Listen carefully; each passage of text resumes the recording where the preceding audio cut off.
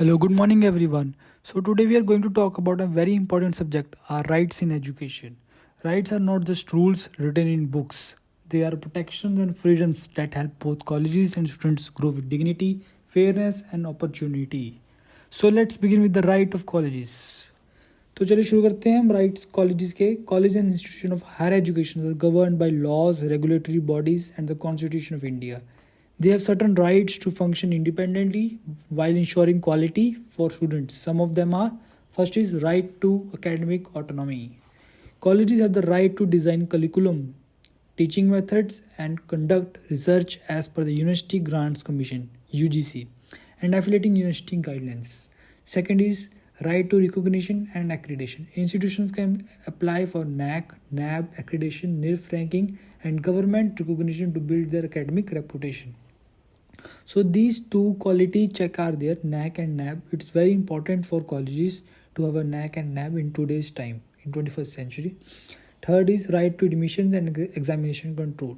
Colleges can set admission procedures and examination rules provided they follow reservation policies and government regulations.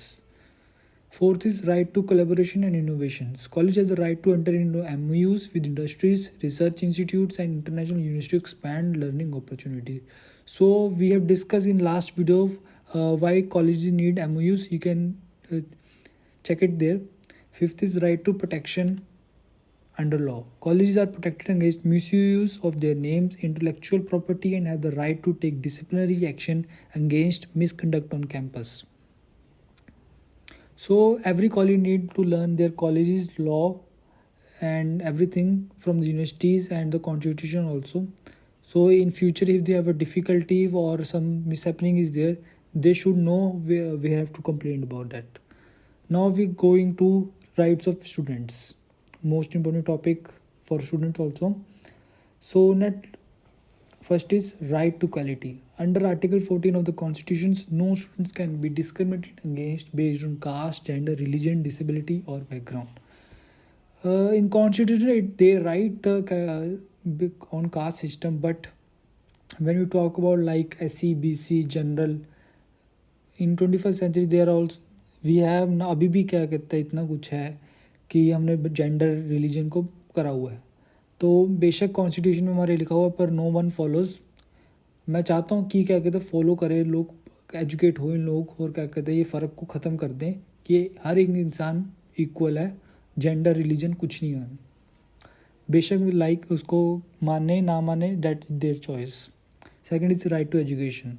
Right to Education Act 2009 ensures access to quality education and UGC guidelines to protect higher education opportunities. वो जो हमने ऊपर बात कही colleges को like नैब और NAAC की quality check एक लेना पड़ता है, जो अब मैंडेटरी हो गया एवरी कॉलेज को लेना. तो अभी ये फ़ायदा स्टूडेंट्स के लिए भी सबसे ज़्यादा है. कॉलेजेस के लिए अभी उनको फ़ायदा नहीं लग रहा क्योंकि उनके ऊपर स्ट्रिक्टनेस एंड बर्डन काफ़ी पड़ गया. बट इन फ्यूचर क्या कहते हैं एक सिस्टम क्रिएट हो जाएगा क्योंकि एक नई चीज़ जब मार्केट में आती है सभी को अपनाने में बहुत टाइम लगता है. काफ़ी डिबेट्स भी होते हैं क्यों चीज़ आ रही है, वो चल रहा था ठीक, पर क्या कहते हैं हर बदलाव का एक अच्छा कारण ही होता है. तो it will take time but it's the best for student and colleges both. Third is right to freedom of speech and expression. Student can express ideas, participate in debates, clubs, and academic decisions as long as it does not harm other rights or disciplines. Fourth is right to safety and protection. अब इसके आगे जो मैं दो करने जा रहा हूँ बात इसके ऊपर, UGC and ragging for law and sexual harassment. ये दोनों लॉ आपकी हर वेबसाइट का और कॉलेज की वेबसाइट के ऊपर होते हैं. जब भी किसी के साथ एंटी रैगिंग हुई हो या सेक्शुअल हरासमेंट हुआ तो अब वो कॉलेज की वेबसाइट के ऊपर जाके एंटी रैगिंग कॉलम होता है और एक सेक्शुअल हरासमेंट कॉलम होता है. उस पर जाकर एक फॉर्म फिलअप करके वो कंप्लेंट सीधा रजिस्टर्ड कॉलेज और यूनिवर्सिटी को हो जाती है, तो जिससे कि वो एक एक्शन ले सकते हैं उसके प्रति. तो ये UGC एंटी रैगिंग लॉ 2009 में आया था, protects under students from harassment and ragging. और sexual harassment women at workplace act 2013 में ensures a safe campus for female students through internal complaints committee. तो एक इंटरनल कंप्लेंट कमेटी के अंदर भी जाके एक फॉर्म होएगा, उसके अंदर आप सेक्शुअल हरासमेंट की आप कंप्लेंट डाल सकते हो. और ये हर कॉलेज को मैंडेटरी होता है, क्या कहते हैं ये फॉर्म अपने वेबसाइट के ऊपर होना. अगर किसी वेबसाइट के ऊपर अगर आपका कॉलेज में पढ़ रहे हो उसमें नहीं है तो आप एक कंप्लेंट डालकर कॉलेज की आप कर सकते हो. ये स्टूडेंट का राइट है और ये क्या कहते हैं ज़रूरी है सबसे ज़्यादा। फिफ्थ है right to participate in activities. Students have the right to join cultural, sports, innovations, and leadership activities. They shape their personality. Most of the colleges, like big colleges, they have infrastructure and वो fees भी अच्छी charge करते हैं, तो activities काफ़ी अच्छी कराते हैं। पर जो जैसे कि जो एफिलेटेड कॉलेजेस होते हैं जिसकी सिर्फ फीस क्या कहते हैं गवर्नमेंट से यानी स्कॉलरशिप्स की वजह से वो इवेंट्स नहीं करवाते, बहुत रेयर इवेंट्स करवाते हैं, मेन इवेंट्स करवा लेते हैं। बट क्या कहते हैं स्टूडेंट्स उनको अपने कॉलेजेस को कह सकते हैं कि आप इवेंट ज़्यादा से ज़्यादा इवेंट्स करवाइए। तो इसमें कॉलेज का भी फ़ायदा है, कॉलेज को नई से नई एडमिशन्स मिलेंगी और स्टूडेंट्स को फ़ायदा है, स्टूडेंट्स को इंटरेस्ट और क्या कहते हैं एक्सपोजर काफ़ी मिलेगा। सिक्स्थ पे आते हैं right to grievance redressal. Students can approach grievance and redressal cells abundance under UGC regulations and legal bodies if the rights are violated. Seventh is right to equal opportunity in careers. Colleges must provide their access to internships, placement and scholarships without bias. तो जितने भी उन्हें ऊपर rights और ये सारे colleges के rights और स्टूडेंट्स के राइट्स पढ़े, इसको काफ़ी ज़्यादा आप क्या कहते हैं इंपॉर्टेंट समझिए कि क्यों उनको अपने राइट्स पता होने चाहिए, कॉलेजेस को भी और स्टूडेंट्स को भी। तो कुछ भी अगर चीज़ें अगर फ्यूचर में होती है मिस हैपनिंग्स क्या कहते हैं हमें पता होना चाहिए हमें कहाँ कंप्लेंट करनी है और उसका हल क्या कहते हैं, चाहे कि हमें बैठे रहें और वो क्या कहते हैं कुछ भी हमारे साथ हो हम सही जाएं उसे। सो इन सिंपल वर्ड्स हम कह सकते हैं college and student share relationship built on rights and responsibilities. When a college use their rights fairly they create an environment of trust and excellence and when students know use their rights responsibly they build confidence equality and innovations.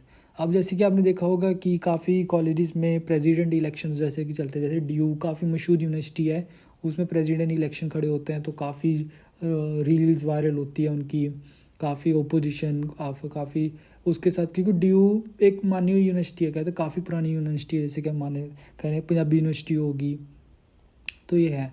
तो इसमें काफ़ी जैसे कि most politics leaders भी also क्या कहते हैं उसमें आते हैं, क्योंकि उनको भी क्या कहता है अगर अच्छा लीडर उसमें से मिले प्रेसिडेंट के लिए तो वो अपनी पार्टी में ज्वाइन भी करवा सकते हैं। So it's a good for everyone. इसमें क्या कहते हैं बच्चों के राइट्स को भी पता चल सकता है और एक अच्छा पॉलिटिकल लीडर भी वहाँ से अगर स्टूडेंट्स, क्योंकि मेन जो पॉलिटिक्स में आता है वो कॉलेज से स्टार्ट करते हैं अपना करियर। अगर कॉलेज में उन्होंने अपना लीडरशिप अगर उन्होंने क्वालिटी है और सबको साथ लेके जाने की क्वालिटी है तो कॉलेज में दिख जाती है, तो शुरू कर सकते हैं प्रेसिडेंट से, उसके बाद जैसे भी आगे आगे वो है प्रोसीजर वो आपको बाद में पता चली जाएगा। So remember knowing your rights is the first step to protecting your future. Rights are just not laws, they are tools that make education meaningful, safe and empowering for everyone. So thank you for listening me. Please like, share and subscribe my channel. Thank you so much. Bye.